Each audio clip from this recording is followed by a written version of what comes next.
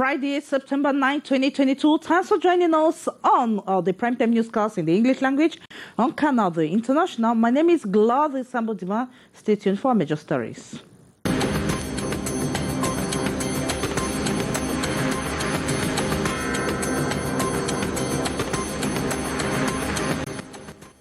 A 26-year-old lady in Chang, West region of Cameroon, kills her 64-year-old mother-in-law before handing herself over to gendarme officers.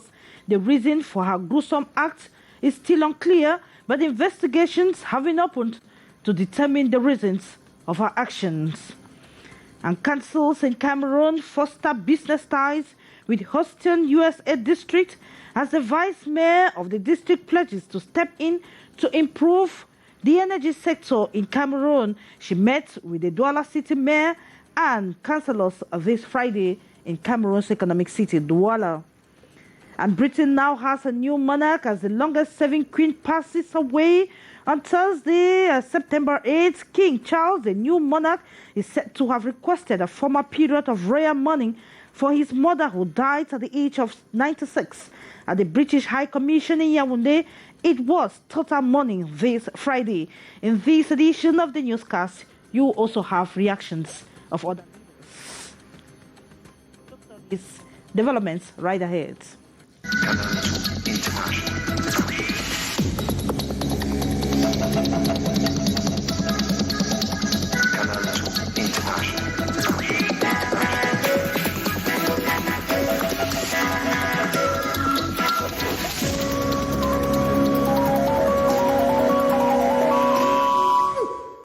Thanks for joining us once again on the Primetime Newscast in the English language. We take you to Chang in the west region of Cameroon to talk about the 26-year-old lady who is said to have killed her 64-year-old mother-in-law. That is precisely in Chang in the Menua Division, west region of the country, a case that is currently being investigated since Friday, September 2nd, 2022. The deceased was butchered and was abandoned in her kitchen. The lady is said to have given up to defense forces. The details was Stephanie Chen. The mortal remains of Mama Celine Gefak has been discovered in her kitchen in the Menua division of the West region. It is reported that she was murdered on September 2, a tragedy which has left inhabitants of Diata village in total consternation. According to reliable sources, the 64-year-old Celine Gefak had just cooked dinner on that fateful day with her daughter-in-law after a tedious day in the farm. Her 26-year-old daughter-in-law stepped out at about 2 p.m. She later returns after a few minutes, got a machete and butchered her mother-in-law with reasons still unknown. After this act of murder, the young lady fled to a neighboring village and only returned the next day and reported herself at the Chang Gendarmerie Brigade. The gendarmes went to the scene of murder, and it's only then that the villagers got to know Mama Celine was no more. Her body in a state of decomposition. So far, many wonder if the perpetrator of this act was hypnotized or just an act of wickedness. Meanwhile, the 26-year-old alleged murderer is now in police custody to answer for her crime. And a gang of alleged criminals specialized in stealing electronic appliances are currently in the dragnets of police officers or gendarmerie officers in the nation's capital, Yaoundé. The four were caught during one of the operations at the Ministry of Urban Development and Housing, thanks to a video surveillance camera. They were presented to the press in the nation's capital, Yaoundé, this Friday. Beatrice Gamo tells us more. The video surveillance camera at the Ministry of Urban Development and Housing was able to capture them in the act, living with electronic appliances at the end of the operation.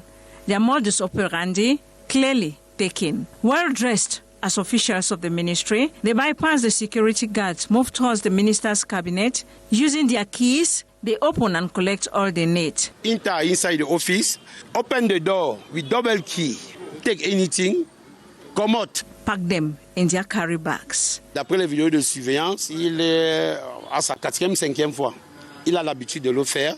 All 4 adults in their late 40s. After numerous complaints at the Melen Gendarmerie post, investigation was opened. And going through the video led to the capture of the head of the gang by name Jacques. Through him, the other 3 supposed partners in crime were also arrested. Numerous electronic appliances, computer, extension and other, they were all seized. Vigilance, the watchword on part of security. Il est ici bien de préciser que les services de sécurité doivent être plus vigilants. Ces gens que nous appelons les vigilants jaunes, ils doivent être plus vigilants, ils doivent faire un tamis de tout ce qui accède au ministère. The black market, their supply.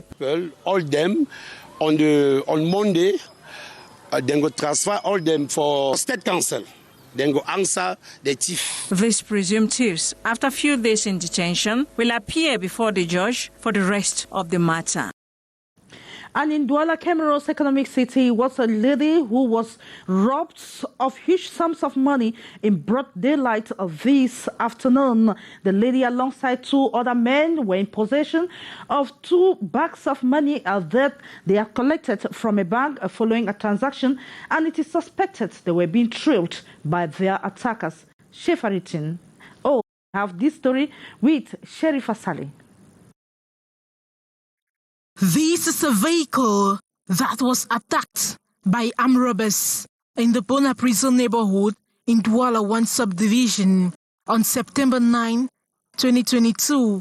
They damaged the wheels of the passenger side, and with the help of these speed brakes, the armed robbers surrendered the passengers before making away with the 2 bags of money which had just been withdrawn by a lady at the bank. We heard a strange sound, then we told ourselves it could be the gauge of the wheels of a truck. When we heard the second sound, we doubted if it could be the police pursuing bandits. From the third sound, we got closer and saw that armed robbers had attacked the vehicle, shattered the wheels and broken the windows, put a bullet in the knees of a woman who was carrying her 2 bags of money. According to eyewitness, the hoodlums fired shots in the air to scare onlookers. My car was parked there.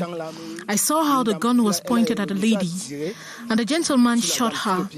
That was the 3rd shot, and when he fired, he took the bags. Since 2 motorbikes were waiting, as there were 2 of them. The lady who got injured in the course of the attack was rushed to the hospital. Before we got there, forces of law and order arrived at the scene when the armed robbers disappeared with the money. Investigations have been opened to track down these armed robbers.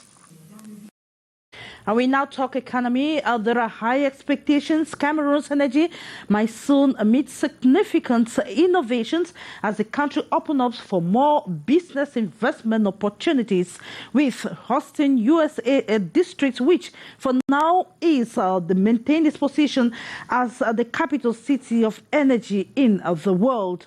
The visiting vice mayor of Houston, USA district, was met with the Douala City Council mayor and other councillors to talk more about business, more with the energy sector in the country. Morindi attended that meeting and put together this report. Her presence at the Douala City Council this September 9 has been described as a milestone in shaping and changing mindsets of mayors and councillors in the development and management of communities across Cameroon. The Vice Mayor of Houston in the United States of America, Martha Cartex Tatum, tables business investment opportunities for councils in specific areas like energy, agriculture, and many more. An exchange highly saluted by mayors. While here in Douala, I've had an opportunity to have some brief conversations about some of those challenges and see those for myself here in Douala, and want to let the people know that the City of Houston is interested in being a partner and look forward to working alongside the leadership here in Douala and Central Africa to make sure the quality of life is better. We have talked about opportunities of relationship between Houston and our cities here, and it is important to seize these opportunities and to develop many activities in our cities. There's a lot of opportunity that is between the city of Houston and the city of Douala. You have in various sectors like agriculture, transportation, infrastructure, and obviously energy.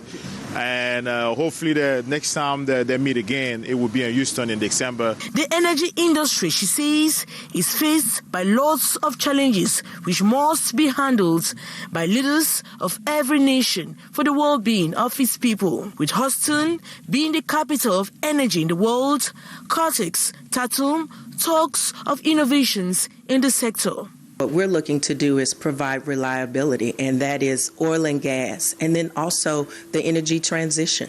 We're looking at the importance of solar and wind and renewables, electric vehicles. There are so many opportunities, and it's important that we utilize the resources that we have to make sure we have a reliable energy source all around the world. It is projected that electricity generated worldwide will increase by nearly 70% in the coming 3 decades to reach some 42,000 terawatt hours by 2050. And we have some women in Banganga in the Adamawa region of Cameroon that are upgrading skills on income-generating activities to help them to be self-employed. A majority of them refugees from the Central African Republic and internally displaced from crisis zones in the country were selected by the Ministry of Women Empowerment and the Family. More in this report.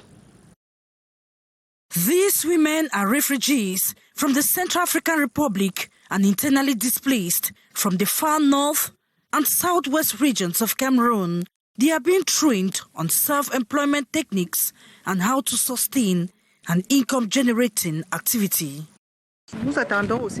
We are also expecting follow-up after the training, ensuring the trainers come to the field to see what we do, since they also support us financially. The training will help open doors for us. Without training, we are nothing. It is now left on us, the trainees, to be serious and ensure we implement what we have learned for a better future.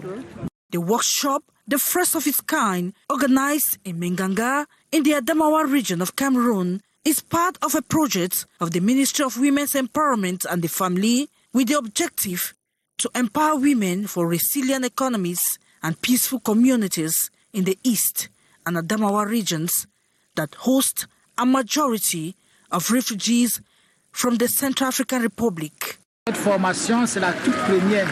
training is the first organized in Menganga. We selected 25 out of the 60 women who had expressed the willingness to be trained. The workshop will last 3 weeks. Supporting female entrepreneurship for women's participation in the economic development of Cameroon is one of the objectives of this program, which is also supported by the International Organization for Labour and that for Migration. And the world continued to mourn the death of Queen Elizabeth II, who died yesterday at the age of 96 after ruling the kingdom for 70 years. At the British High Commission in the nation's capital, Yaoundé, it was a total mourning that prevailed at the premises of the British High Commission in the nation's capital, Yaoundé, as we hear this report with Hyson Shia. A gloomy atmosphere at the British High Commission in Yaoundé this Friday, following the departure of Queen Elizabeth II.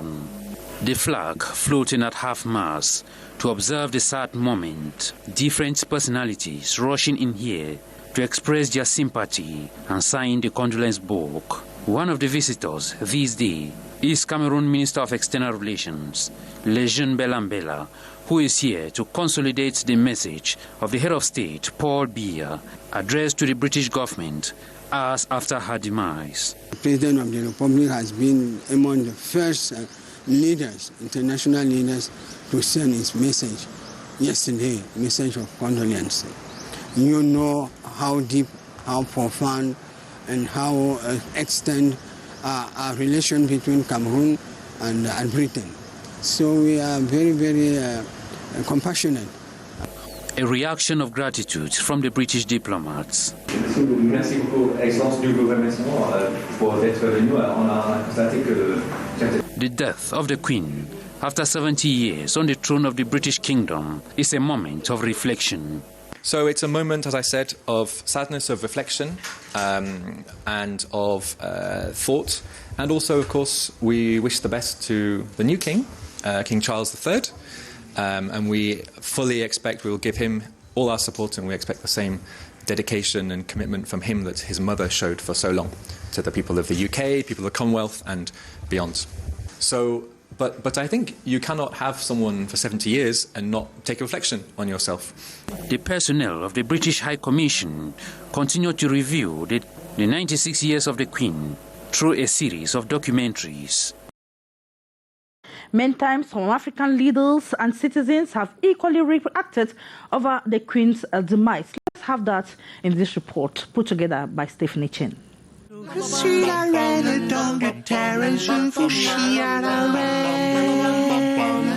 After 70 years of reign as Queen of England, Queen Elizabeth II joins her ancestors this September 8, 2022. History records that she is the longest-serving monarch in the history of England. Her departure has drawn the attention of African leaders and citizens. In a letter addressed to the royal family, President Paul Biya and wife have expressed condolences. Some Africans say they have lost a mother and it's so heartbreaking. Yeah, I felt sad because regardless of the situation, regardless of whatever surrounds it in the negative way, she's still the head of the Commonwealth, which we belong to, which has given access to Gambians a lot. In any angle you want to mention it. So she's like our mother, like I said. So I felt so sad when I heard about her passing, but I also celebrate her life as a symbol of leadership, symbol of peace. And I remember that she gave us our independence and the platter of gold, and that I'm grateful about. Queen Elizabeth's leadership principles remain unforgettable. I felt very bad that this principle of goodness in leadership has gone. The Queen is not just a queen, and she's not just a monarchical leader to the British people.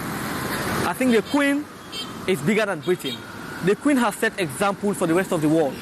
I mean, when she visited Sierra Leone in the 1960s, in the aftermath of our independence, I was not born, but I was taught in history that her visits turned the corner for the history of Sierra Leone.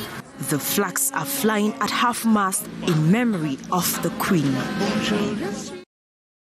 And may the gentle soul of the Queen rest in perfect peace. And it is with that report that we wrap up this edition of the Primetime Newscast in the English language on Canal International. The French edition would be yours at 19h50 with Alain Ghislain Kanga. Up next is the brief de l'actualité du sport. I will be yours again same time Monday, God's willing. Bye-bye.